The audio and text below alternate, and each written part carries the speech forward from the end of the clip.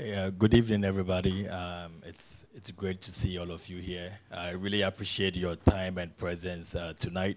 If you don't mind, I want us to start tonight's meeting with a word of prayer. So I'll call Caleb to do that for me. Please bow with me. Lord, we thank you again that you have brought us all here under this wonderful day, Lord. We pray peace and blessings upon this meeting, and that that your fruit may abound throughout this, Lord. We pray for your spirit, that we do not quench your spirit, Lord, and that we are able to serve you in the great community of Nacogdoches, Lord. For it's your name we do pray.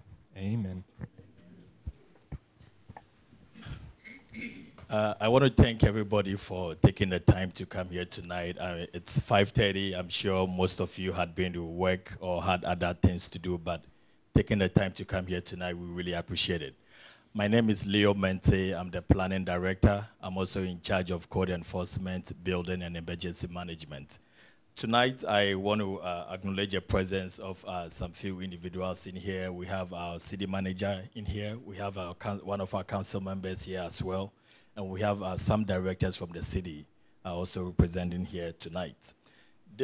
Our meeting tonight is going to be an informal one. We, the city staff, under the direction of the city manager, believe that we as a city staff can do so much that we can do, but we actually need the development community to keep Nacogdoches going. We actually need every stakeholder in this city to help us grow this city moving forward. And so tonight we invited you here to discuss the future growth of Nacogdoches. We believe that we are doing so well in this city, but there's always room for improvement in everything that everybody does. So it's going to be an informal meeting to have some discussion with everybody in here to see your thoughts and how you perceive Nacogdoches now, for tomorrow, and the future as well. Most of the time when we hear development, it is not just about the built environment. We have to look at the environment. We have to look at the social interventions. We have to look at every individual factor that makes a city a good, that creates a great community. And so tonight, I wouldn't waste time. It's already dark outside. And so city staff has identified some few questions that we want to ask and throw it out to everybody here. We want to give it a chance to feel free and give us your thoughts on it. And then as you do that, I think so many other questions would come out. What we have realized is that for some time now, maybe over some years, new developments with regards to, especially residential, it's happening outside the city limits.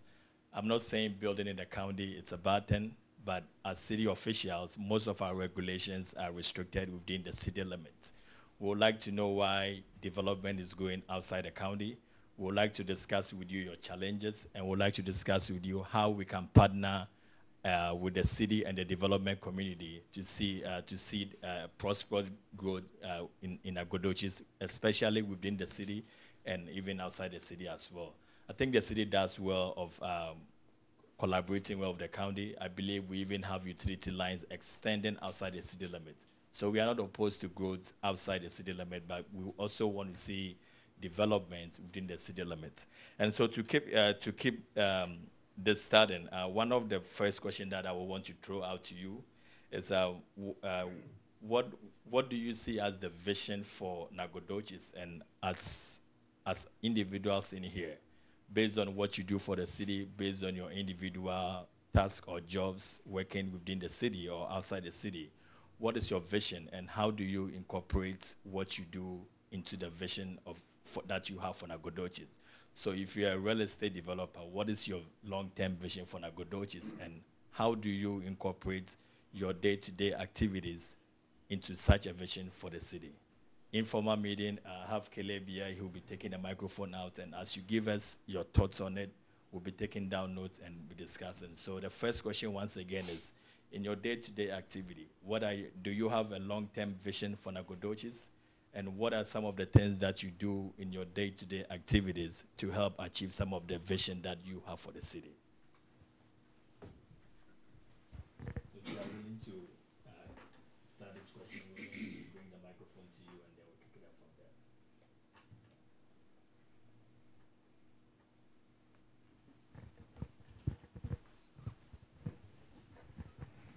All eyes on me again. Okay. Good evening. I'm Alton Fraley, serving as the interim superintendent at Nacogdoches ISD, and I think that's a critical question, and I want to kind of frame it a little bit this way, is that I think that's the conversation we need to really have, kind of in isolation, and just let that be the conversation right there.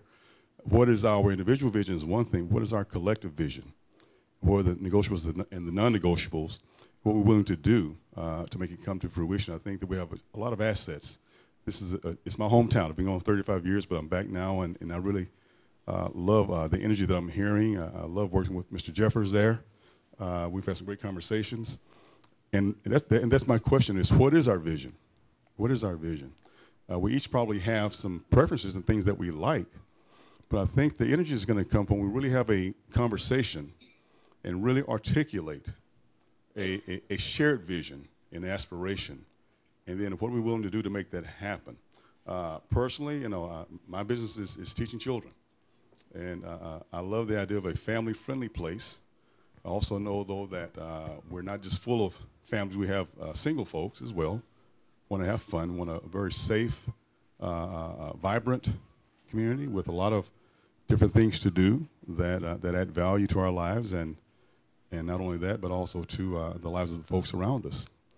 We talk about the city resources and public services, and I'm very happy with the folks we have on our team in the city who do a great job every day, from law enforcement to fire and emergency staff, and the city's just working hard to take care of the streets and roads and things like that. But I think the conversation should center around just a sit down and talk about a collective shared vision. Tonight we'll get some ideas that we can start from, but I think we need to come back again and really try to formulate a strong shared vision for our community.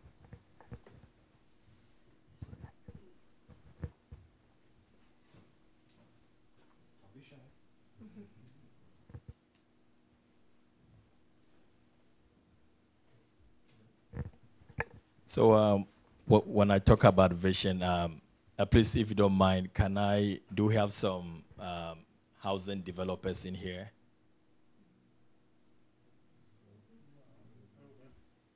You've got building contractors. Building contractors. So one of the questions I want to throw to building contractors is, as you build in the city, do you have a long-term goal? Is your goal to develop a certain number of units in Nacogdoches, or you just build as you go? If you are a realtor, what are some of your long-term goals working in Nacogdoches? Do you give houses out as it comes, or you have a long-term goal of achieving a certain specific number of goals based on objectives that you have for the city? And those are some of the individual visions that I want to see. But at the end of the day, before we leave here tonight, I'm sure, as he has rightly stated, we would all have a great vision that will push forward. So those are some of the individual things I also want to hear from you. And as he rightly said, he is with NISD, and so he has made us aware of some of the visions that they have for their department. So I just want to know if there's any other thing that anybody here has to say about this.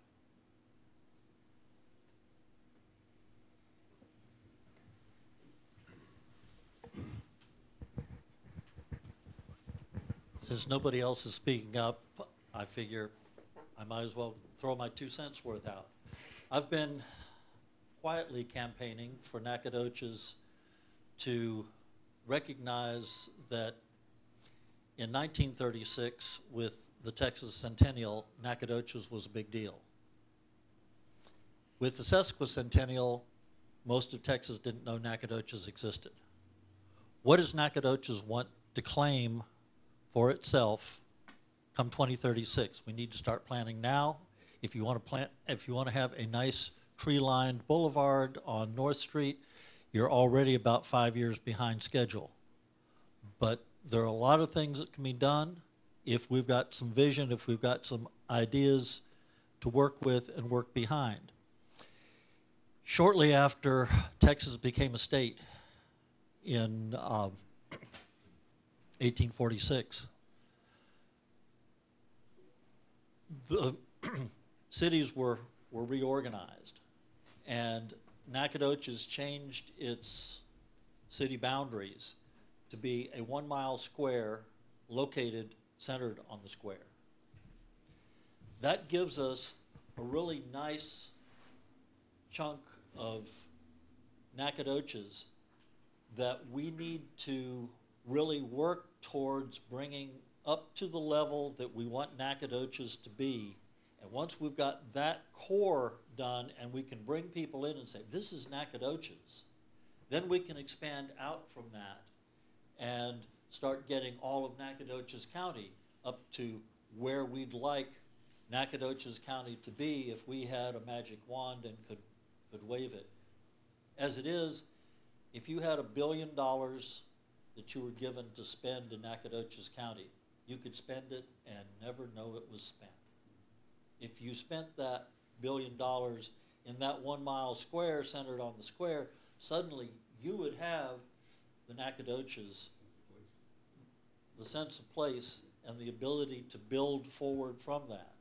So there are a lot of projects, but we ought to get together and decide what those projects are. In the 19-teens, Nacogdoches decided it wanted to have Stephen F. Austin here. And they wrote a booklet, 21 Reasons Why SFA should be located in Nacogdoches. And they passed bond issues, and they said, we're going to pave the streets, and we're going to do this, and we're going to do that, and we're going to do all sorts of other things. And they did it. And they brought Stephen F. Austin here. And I think you'd like to know that shortly after, I think it was the first year that SFA, the very first year that SFA was here, they were housed on the high school campus. And then they moved into their new buildings. And that year when they moved into the new buildings, 100% of the graduates of Nacogdoches High School went on to higher education. That's something we could do. And we need to, as a community, decide that we want to improve things. We want to improve our education. We want to improve our streets. We want to improve the general character of Nacogdoches. At one time, North Street was considered to be one of the most beautiful streets in the state of Texas. Now, you look from the Loop on the south to the Loop on the north, South Street and North Street. Can you give me more than 5 buildings there that you'd like, that you'd go out of your way to see that we saved them? Be hard pressed. They're probably more like 10 or 15, but they get lost in the mass clutter of just as cheap as you could build it and throw it up, and that's where Nacogdoches is today, and it didn't used to be that way, and it doesn't have to be that way. So I hope we can move forward with a joint vision. Thank you.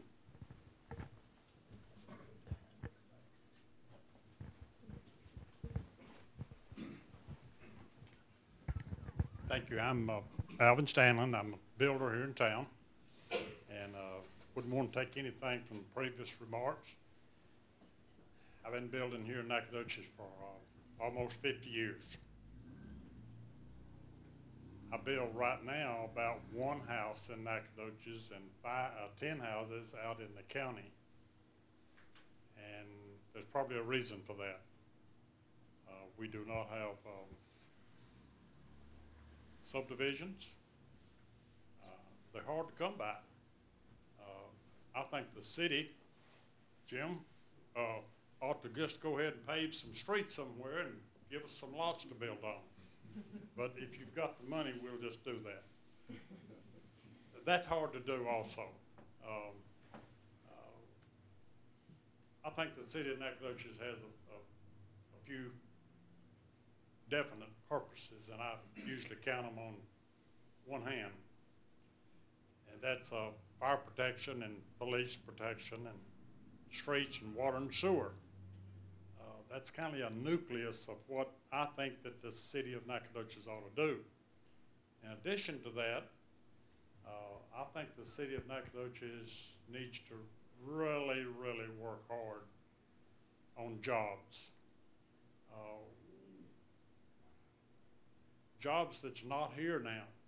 We don't need to just trade jobs. I've got a retail business here in town.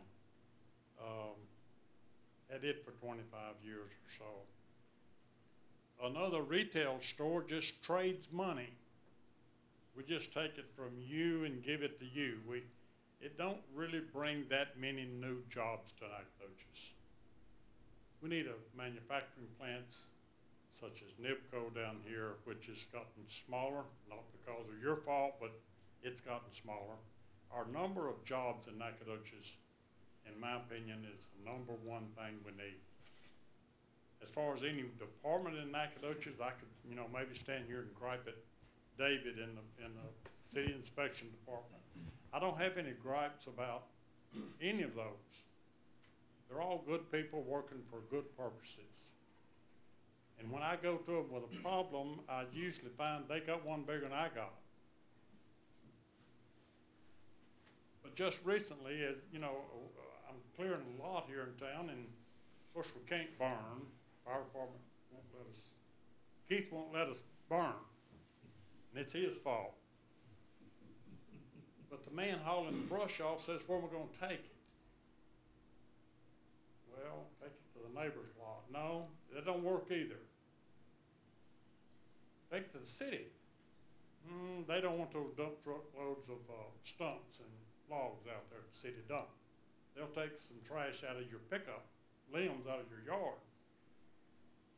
They won't take all that trash. So where they go? Head out in the county with it somewhere. They'll take it. Maybe the city needs to look at helping those guys some. They don't have a place to put their garbage. They can't burn it.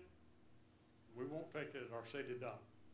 We had another little deal out here on the loop that it went away too. But anyway, there's all kind of little problems. We have water detention problems here in town. And I was in the process of buying some lots and found out from Steve's department, wasn't him, somebody else, no, I gotta have a retention pond on every lot there. Okay, I understand the city's got flooding problems here. Hard to fix. It's not easy. But long range, somebody's gonna have to fix. We've got two little old creeks coming through town, and they won't take it. They won't stand it. We may have to move back and build $50 million lakes north of town to catch some of that flood water before it gets to Nacogdoches. But there's some big problems here, and you people work with this every day, Steve and of course the city manager, and we've got a lot of good things happen here, but every one of them's coming up against a roadblock. And we will help you, and you will help us. There's no doubt about it. I mean, we really all in this thing together. But I think a meeting such as this, and these are good meetings, but some one-on-one meetings where when you've got a problem, when I got a problem, I go see David, or I go see Steve, and usually get them resolved. Not 100%, but pretty good. But anyway, I think the city's got some. We really need to work on something, and I know that planning department and Visitor Bureau, and we're trying to get all of this. We need jobs. That's what we need, some brand new people to town. And instead of trading my money to you, and I'm building a house for one of you, and we've just traded money, and I've given it to Harry's and a few other people. We need some new influx of money, and that's new jobs. That's new industry. And I don't know how to get it, but I think with a consensus of a group like this and the city of Nacogdoches, I think we can do it. I've been here, well, all my life. We won't say how long that is. But anyway, thank you, sir. My name is Mary Ann Bentley, and I've lived here for 44 years. I came to Nacogdoches with 5 children, young, and they've all graduated from Nacogdoches High School. They're educated, they're out, and none of them live here. I'd like to see our youth stay here and come back after college. If they leave and go someplace else, come back. And I think that's what Alvin's saying also, that we need these young people to come back, and they need to build this city. We just passed a huge bond. The schools are going to be working better. Alton worked very hard for that. I think he talked to every group in town 3 or 4 times. I heard him. And we just need to bring business back in here. I agree with what you said. We need to bring business and new business. Because I remember several years ago at the Rotary Club, the Hernsberger lady was at Nedco, and she did sort of a little program. And she said, well, we can bring all these businesses in, but all we're going to be doing is diffusing the same people and the same money. So we haven't done anything to really build the business community. And we need that in Nacogdoches. Our young people need to stay here. I'm an adjunct professor with SFA, and I do student teachers. And I say to them, where are you going? Oh, we're going to the big city. Why are you going to the big city? Well, you know, they can, in 10 minutes or 10 seconds, they can tell me why they're going to the city and the big cities. So we don't need to be a big city, but we need to have enough industry here that we can maintain and we can bring our kids home.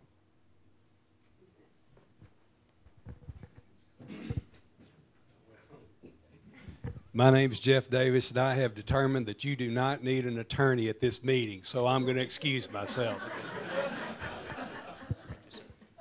headed to another meeting. I think y'all do a lot better without me. Oh, excuse me, Councilmember Moore. I'm going to head out. Councilmember Anderson, thank you. If I can again, I want to piggyback on something that the gentleman said earlier. And I've got to be somewhere else at 6:30 also. There are leading indicators and lagging indicators. There are things that cause growth and things that kill growth. There's a trend happening around this nation, and I travel quite a bit, and small towns are being revived all over this country. There's something about a small town. In 2 hours, I can be at a major airport from here, from Nacogdoches. From my house in Fulshire, it can be 2 hours at the airport, and I live in Houston because of the traffic. But what are the things that would make this a place folks want to be? And I will tell you, we have a beautiful new hotel renovated now, and the hotels on the south side are doing some good things as well. The restaurants are popping up. So we have a lot of critical things coming into place, but we've got to improve how we talk about our city. We've got to, we're the best sales folks for our city.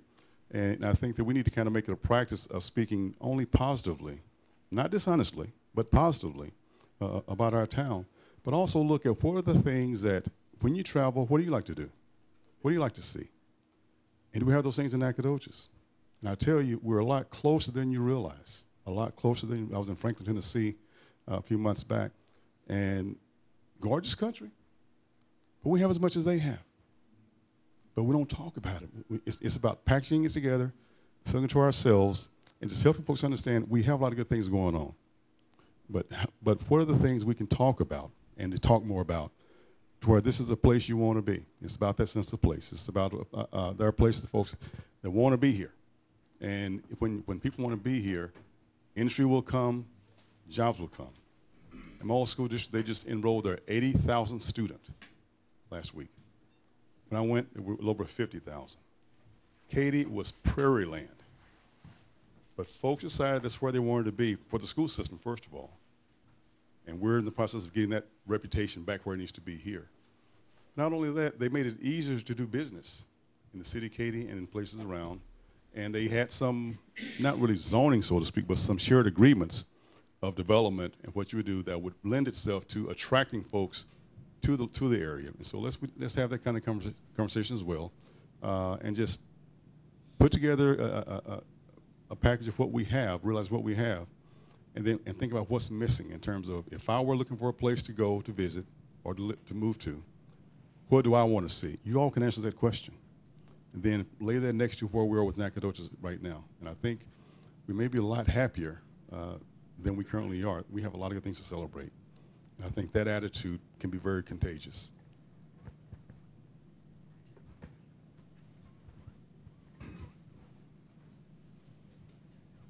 Rhonda Ward. I have East Texas Appraisal Services, and I think I've done appraisals for almost everyone in this room. The thing that I've heard the most is affordable housing that young families can afford. And the other deal is that would probably be in your $110,000 to $125,000 range. The other deal is if I've had several people ask me where are subdivisions in Nacogdoches in the city limits. I know there's a particular area out 21 East that part of that subdivision isn't completed, and a gentleman that I know actually tried to see what it would be because it's already platted, and the city, of course, they require the streets to be done to their specs, the curbs, the sewer put in, and the water. By the time they did all of that and divided it by the amount of lots that would be available, they would have already had about $10,000 to $12,000 in each lot. And a lot of developers or contractors look at trying to make a little bit of money on the lot as well as building the house. Those lots in that subdivision are $10,000 lots. So it was a zero, it's not worth the effort. And I think maybe, I know that the city, I think there's some things that we got burned on before on doing incentives to builders. I remember that. But maybe if y'all took on the deal of building the roads or putting in the infrastructure, and knowing that then once that house is there, that's on the tax rolls for a long time. So I guess that's what I look at, is trying to help the builders with more of the infrastructure so they can then build homes, because if we do jobs, they still have to have a place to live, and they need an affordable place to live. Most of the time, a $120,000 house, your payment is going to be $600 or $700 a month. Then when you include your taxes in that, that's about another $200 a month. It's about $2,400 a year. And now, I don't know if any of y'all have realized it, I have, just because of the business I'm in, when you buy a new home now, we always wondered where the insurance companies were going to get the money from Harvey. They're getting it from the new insurance policies. So if you've got an insurance policy on your home, don't get rid of it. Because when you go to reinsure, our son just bought a home, and it's a little house, he's a starter family, and they paid $95,000 for the house and a couple of acres. It's out in the country. They have the house insured at $205,000. It's a 1,600 square foot house that you can rebuild all day long for $100,000. But the premium on that is double what my house is. And so now I've realized, and now I'm hearing it from everybody, but I've wondered, where are they going to get this money? And I think that's what it is. And so it's not the existing people. So those are just things that when you start thinking, those are things our young families have to come up with when they're making their payments, is their insurance, their taxes, and then the cost of the house. But that would be mine with getting the builders to some incentive.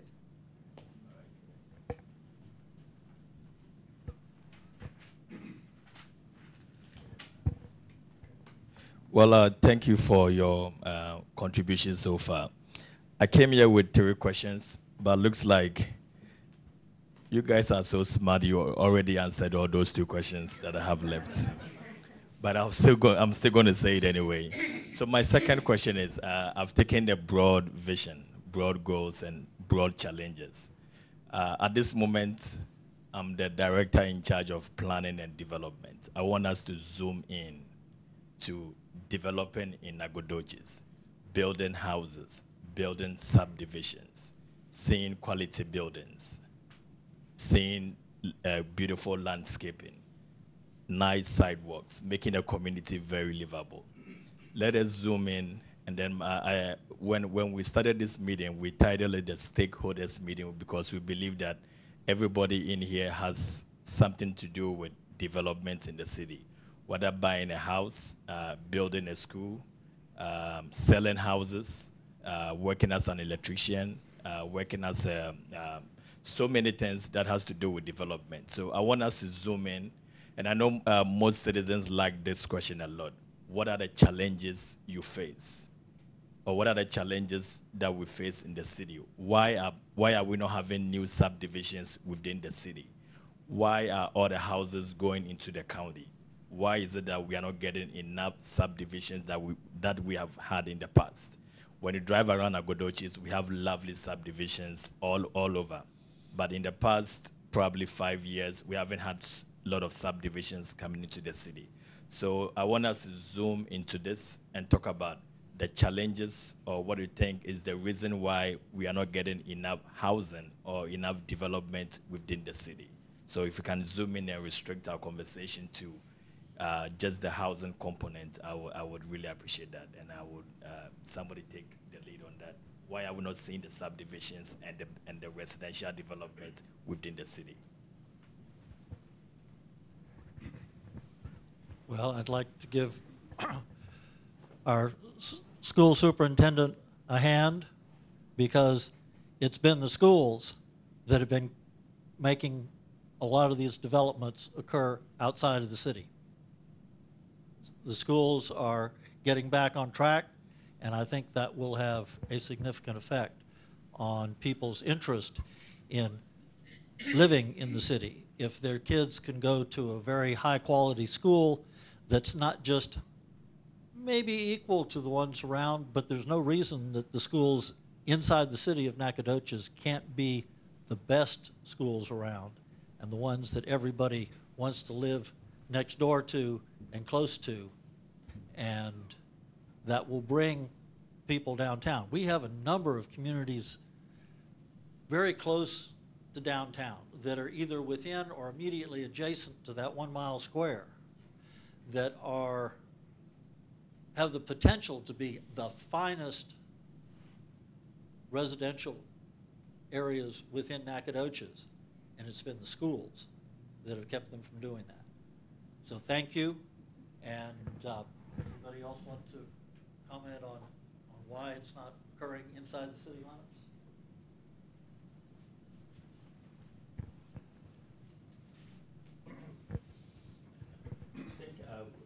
I would want you to, I'm not picking you out, because you did mention something similar to why people are not building.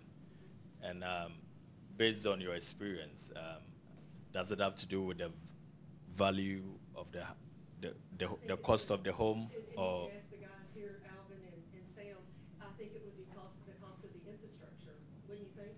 Yes. The cost of their initial cost. oh, I had a yes, so I'll just.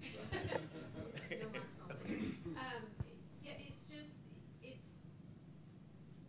it's too expensive to develop in the city when you compare the cost to what's in the county.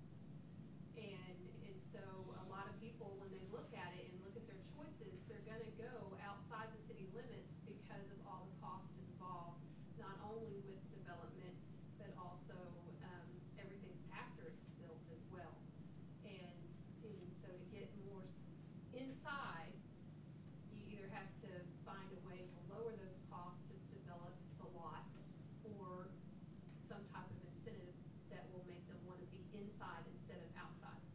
Great. So when we talk about the cost, what are some of the factors that bring about this cost? Is it the cost of land, or what are these factors that increase the value of building in Nacogdoches than outside the city limits?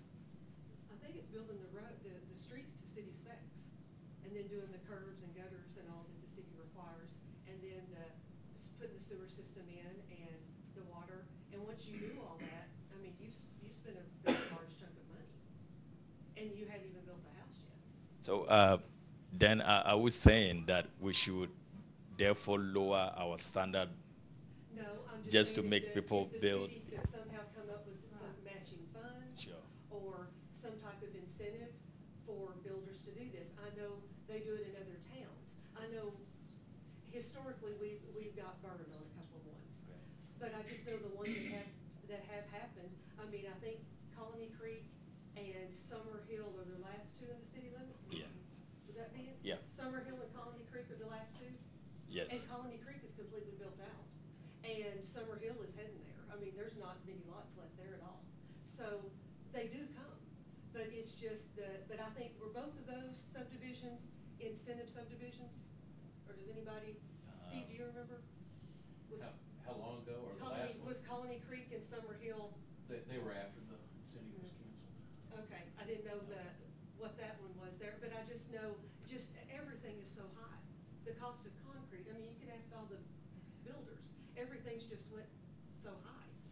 I mean, what the cost to build a house now is just phenomenal, so. All right. Oh, you have something to say?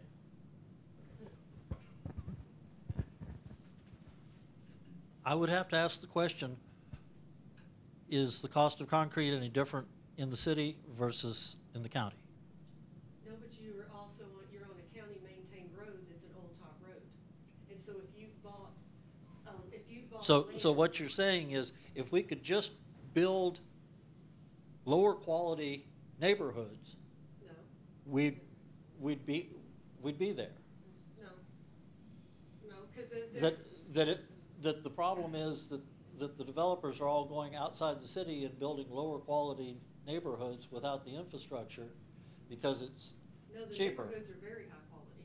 When you go to some of to Blue Lake subdivision in Central Heights and to Cimarron and to some of and everything out Appleby Sand Road, Deer Creek, Wellington Point, they're very nice subdivisions. But those are county maintained roads and they don't have curbs and gutters and they don't have street lights and they also can have septic systems. So the homeowner is responsible for their own septic system. And so the builder isn't responsible for providing that. The homeowner is. Okay. I would argue that building in the city, ultimately, while it has a greater cost of entry, certainly because of the infrastructure, because of the restrictions there, those lots are also more valuable per acre because you have city water, you've got city sewer, you've got curbed streets, you've got street lights, you've got all of it there. Those are all parts of the value puzzle. Now, does that drive the initial, cost of building up a bit? Certainly, absolutely. But it also increases the end value of that property, and it increases the long-term value of that property. So that, it's cheaper to get into something out in the county, certainly. The long-term value, and my dad has taught me that long-term assets are ultimately more valuable than a quick buck. And I know not everybody builds that way, not everybody develops that way. We've made a living on restoring old properties for the most part. We have some new construction properties. But the idea of doing something of quality that is of higher value long-term has proven itself, at least in our case, to be as good a way to go as building with a cheaper start cost out in the county. So it can work either way. Now, would it be nice for the city to be able to incentivize in some way, even if it's not, direct monetary incentive? Certainly, and I'm sure there are ways to work on that collaborations. As far as land value,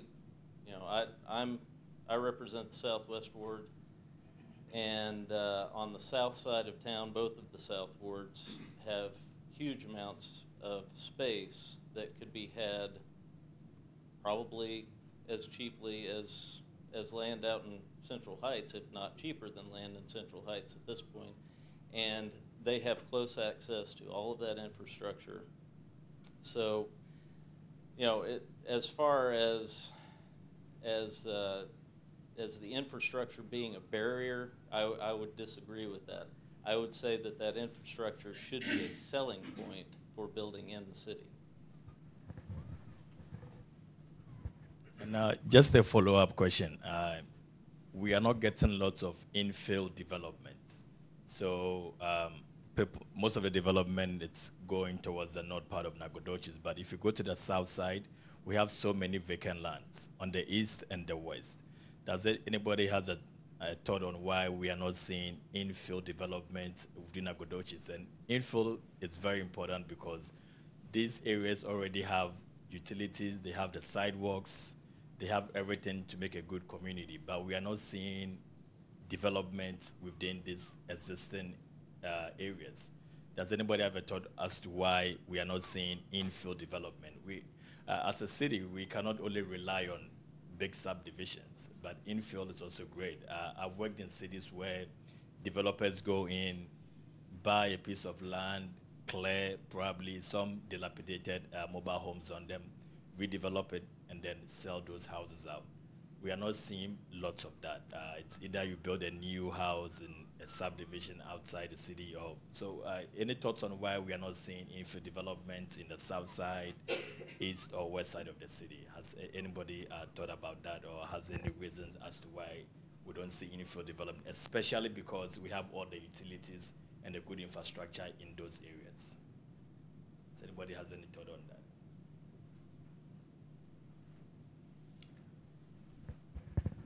Not to be a broken record, but people aren't doing infill development because of the school districts they're in. They look at what school the kids are going to go to, and they say, well, I think we'll look at another lot someplace else that's in a school district where our kids can go and everybody will be happy. Any builder contractor to give a thought on this, why we are not doing infill development? If we want to reduce cost in development, then we probably want to look at areas where we have infrastructure already existing, where there are sidewalks existing, where there's utility or water line, where you don't have to spend money to do any infrastructure. All you have to do is to start building. So ideally, these are the areas where you want to target first to make the best use of it. But we are not seeing development in already developed areas. Any thought on that? Why are we not seeing that? I think the man said it best. I really think it's The school district. When you look at the elementary schools that your children would go to, is what I hear. So I think and I think if the schools, I think once Carpenter is rebuilt, I think that'll go a long way towards maybe doing some of those infills. Amen. I agree with that. What I've learned is people will pay for the things they want. How to make them want what we have, and that's our mission as a school system, is to articulate our product offerings. We have a lot of things to offer that they don't have in Central Heights. I went to Central Heights. There are things to offer they don't have in Woden or Martinsville or Chirino or Douglas even. But how do we get them to understand that? Because the school system is not the leading indicator. It really isn't. It's a lagging indicator. It's a direct reflection of the community. We don't, as a school system, we don't form families. We don't have the children. We try to educate the children. We have to populate a space. When in Katy, I was building three schools a year. And we had to rezone which kids would go there from different neighborhoods. But they were all pretty much demographically and socioeconomically identical. We have a large degree of poverty in this town. A large degree of poverty. And you really can't concentrate it as much because it's all over. So folks are trying to find a place where they don't have that environment, and it's for their children, and there's nothing to criticize these folks about. I have 3 kids as well, and we made certain they were in a school that where they had kids of similar values. And really, it's about socioeconomic values, and that's the challenge. We're going to have a new building, but if we don't do something about the attitudes of the folks who populate that building, then we have a low-performing, brand-new building. We educate whoever comes to us. And I will guarantee you that the schools out in the county didn't have the high test scores before folks moved out there. They just felt better about going out there. And they took high test scores with them. Okay, because those kids come back to us at high school, and they're going to Ivy League colleges. But we don't get them at the elementary level. If we did have a product offering, and I'm going to say this and I'm going to leave. If we had a school where these folks felt that their kids would not would totally disappear, they may consider coming there. And it calls us some hard choices. It's going to call for making some tough decisions that may not be popular. But if we really want to have folks bring their children back to our schools, they've got to feel their kids will have other kids like their kids. And that's just the hard truth. The hard truth, because in Central Heights, it is a lot different profile than when I went. Okay? Because those are our kids. If those kids were in one of our schools, we have about 250 kids out there. We have schools of about 600, 400. That will be a population like SFA charter school. Because we get them back at junior high and high school. If we had them in elementary, we would have a product offering and environment that folks, no matter where you put that school, they will buy a house around it.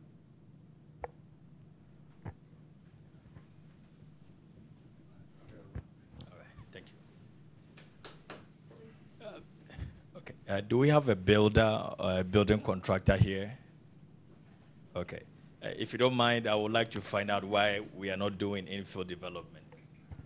Well, I'm not really a building developer. I'm just build a few houses here and there.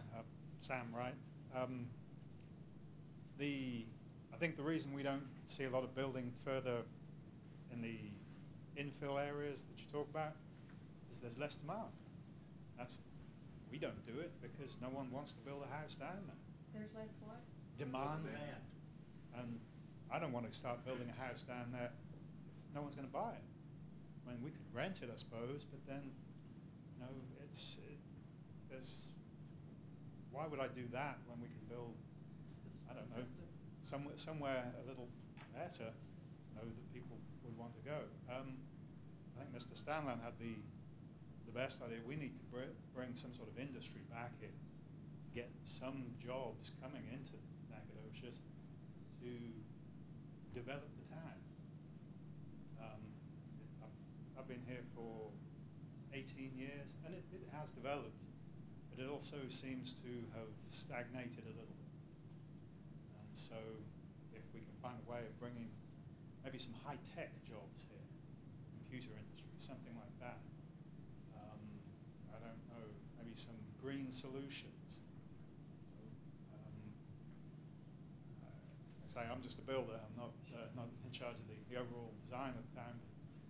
Maybe that would be something we could all look at and push in that direction.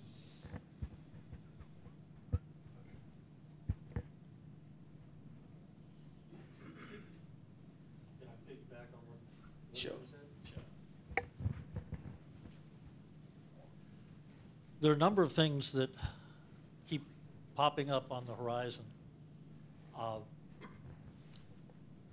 FEMA is actually doing a lot of looking at how do they deal with redevelopment in areas that have been devastated.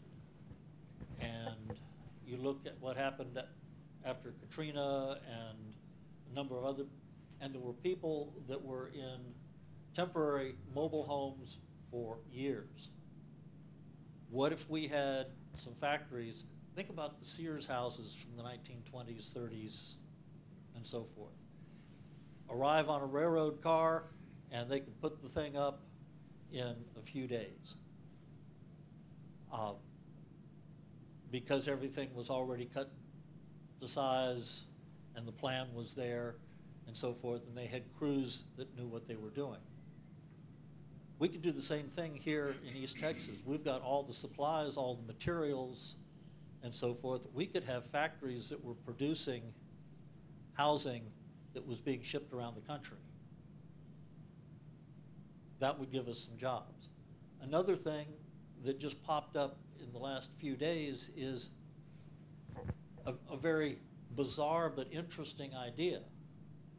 Bill Gates is pushing to have the concept of the toilet completely redesigned so that it can essentially do away with sewer systems, that it's all packaged in the toilet unit in a sense.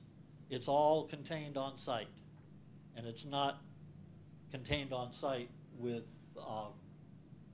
large fields like septic tanks and so forth, but it's all contained in a fairly small package unit. What if Nacogdoches were to embrace this and get in touch with Bill Gates and say, hey, you want a community to start looking at this, and how do we go about this, and how do we phase out our sewer system in the next 20 years, and what sort of municipal savings that would have for us? Not only would it help us tremendously create a bunch of jobs and so forth, but it would have people looking at Nacogdoches as, these folks are thinking about the future. Okay, thank you. So my last question for the night before I open the floor for further discussion is, so we have met you today. I'm here in planning. I have Steve here from engineering. I have Amy from downtown and communication. I have Steve from building inspection. I have Mike Brown from fire. I have our fire chief at the back.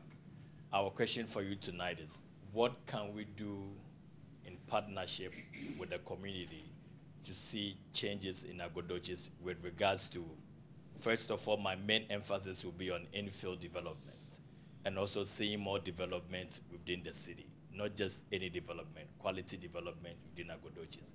What can we do as a city to partner with you, stakeholders, or in the development community to see that change that we want to see in Nacogdoches, with emphasis on building within the city limits? What can we do as a city to partner with you? What do you want to see the city doing that you think once the city embarks on this, it will help to see more infill development, it will help to see more residential development, and I mean not just development, but quality development within the city limits? I know I'm talking a lot about infill development because when it comes to reduction in building, you will probably want to build in areas where infrastructure already exists. So I put so much emphasis on it. What can we do as a city to partner with you to see that change that we want to see in Nacogdoches? I think Sam said it. You've got to have demand. And if no one wants to buy those lots, and why, like you just said, you don't want to put your money hanging out there on a spec home when you've got all these people lined up wanting you to build customs. So a lot of it just comes down to the demand, and then what your money supply is. So I don't really know what the city could do short of putting up the money and telling the builder, this is what we want built, and then you somehow share in profit. I don't know. I mean, I don't have any other idea of how you would build on those lots without the developer, the contractors being out all the money. And then they're paying interest, debt servicing on that every month.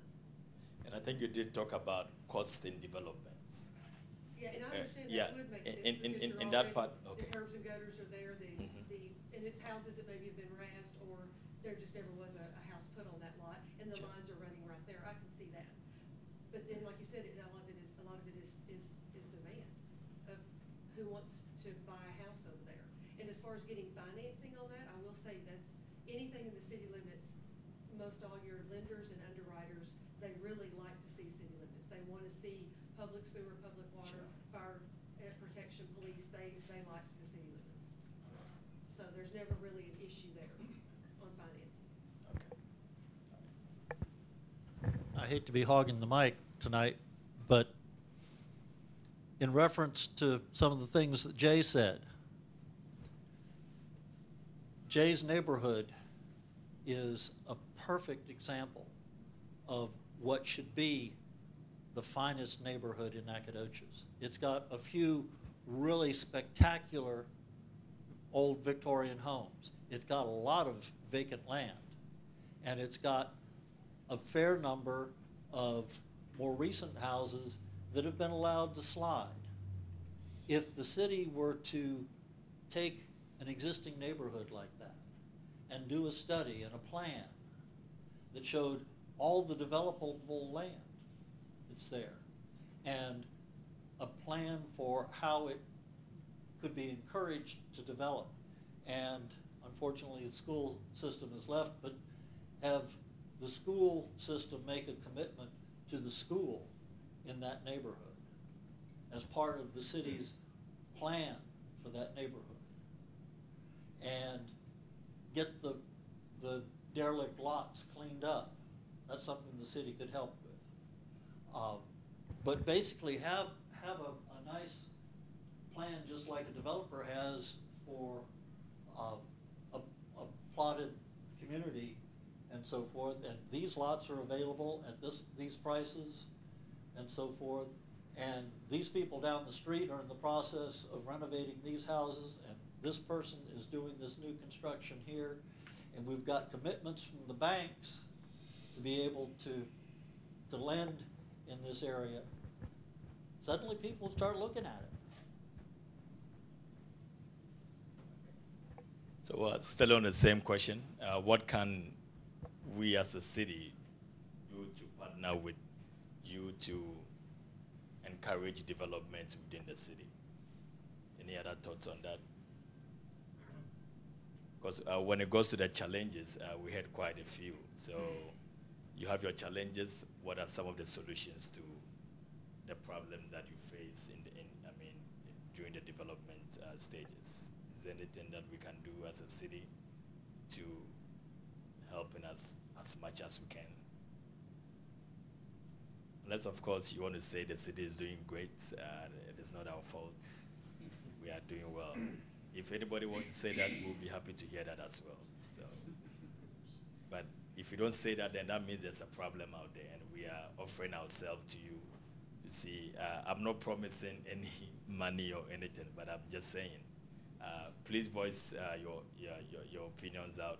How can we partner with you to help you and help us as well to see Nacogdoches grow as the city that we love and cherish so much?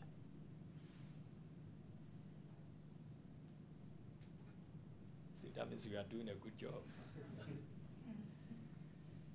I would basically just reiterate what Mr. Phillips said.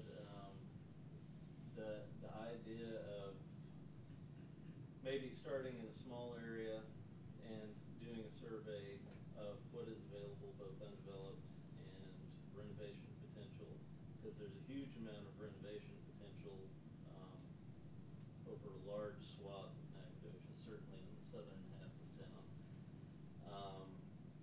And there's a huge amount of undeveloped land on the southern half of town as well. And making a sort of a cohesive resource available to builders, and doing that ahead of sort of what I assume will be the drastic improvement of the school district, which will start to bring some of that demand back. It makes it more attractive to site locators, for outside companies coming in, for to create economic development opportunities, which increases jobs. All of that brings demand to the city. But having that resource there available for anyone who might be interested, or as that demand builds, have the resource already in place to say, here's something for what you're talking about doing, or if you want to do a renovation project, here's a whole neighborhood that's full of opportunities there. As Sam said, the demand has been a big issue throughout town, but certainly I'm particularly in tune with the southern half of town, but throughout the whole town, demand has been an issue, and to have some sort of resource available and some sort of plan in place on how to make it easy for people to get started on development projects as that demand rebuilds, which I think it will. I would agree with Mr. Phillips. That would be a great Any more thoughts? Well, as we invited you, we sent out letters to each and every one of you. If you had anything in mind coming here that you would want us to know as a city, we have so many reps from the city here. Open floor. If you have something that you want to voice out to city here, we have some city officials here as well. The floor is open. If you have anything else to say that you think we should know, or that was what you thought we were going to discuss tonight, the floor is open for anybody who has something to say to us.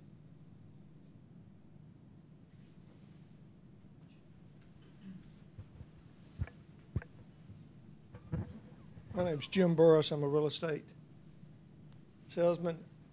Here, a couple of years ago, you annexed a bunch of land north of town. How come we can't get city services out there? We have city water. We have gas. We have electricity. We don't have city sewer out there.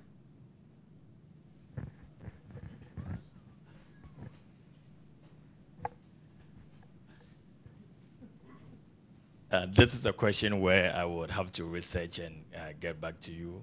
I think it just caught me on the spot, so I will have your name down. I would research and get back to you. Yeah. Anybody else? Anything in mind? We have the city engineer here. If you have any questions with regards to engineering in the city, he'll be willing. We have a building inspector right here.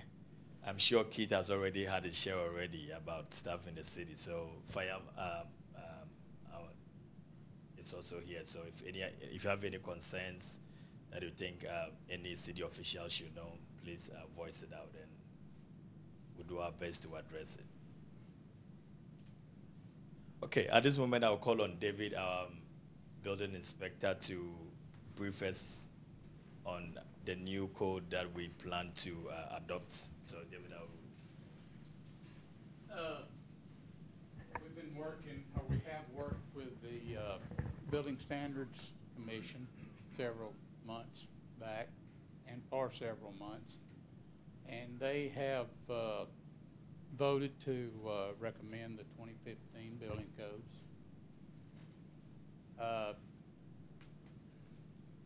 The energy code is quite different than what we've got now, but Texas has allowed us a compliance path that's stretched out. I believe it came in House Bill 1776.